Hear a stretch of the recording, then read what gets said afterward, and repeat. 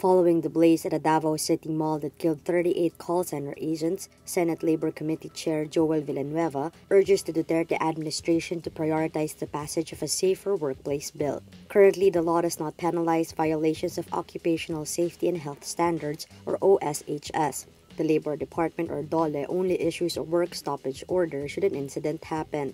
The proposed measure seeks to impose a 100,000 peso penalty to a company for daily non-correction of OSHS violation. If a worker dies because of occupational hazards, a penalty of 250,000 pesos to 500,000 pesos will be imposed on the company. Bureau of Fire Protection Davao Regional Director Wilberto Quanchu said the call center agents might have died because of suffocation. Some locals also claim survivors of the tragedy complained they could not get through the building's fire exits. President Rodrigo Duterte, who was Davao City Mayor, vowed to get to the bottom of the mall fire. DOLE and the Department of Justice launched their own investigations on the incident.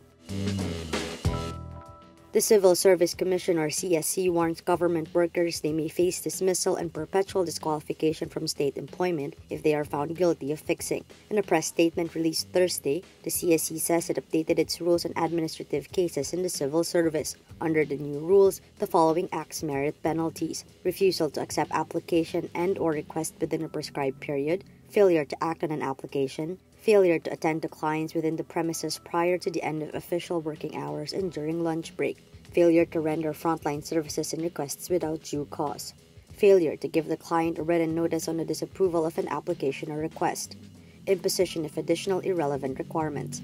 For the first offense, a civil servant would be meted a 30-day suspension without pay and mandatory attendance in a values orientation program. Second offense, a 3-month suspension without pay. Third offense will lead to employees' dismissal and perpetual disqualification from public office. Russian President Vladimir Putin files his bid for re-election next year, a day after hundreds of politicians, celebrities, and sports figures backed his bid. The 65-year-old strongman will extend his term until 2024, making him the longest-serving Russian leader since dictator Joseph Stalin. Candidates running against Putin include veteran ultra-conservative politician Vladimir ZHIRINOVSKY, Communist Party candidate Pavel Grudinin, and a former socialist-turned-liberal journalist Ksenia Sobchak.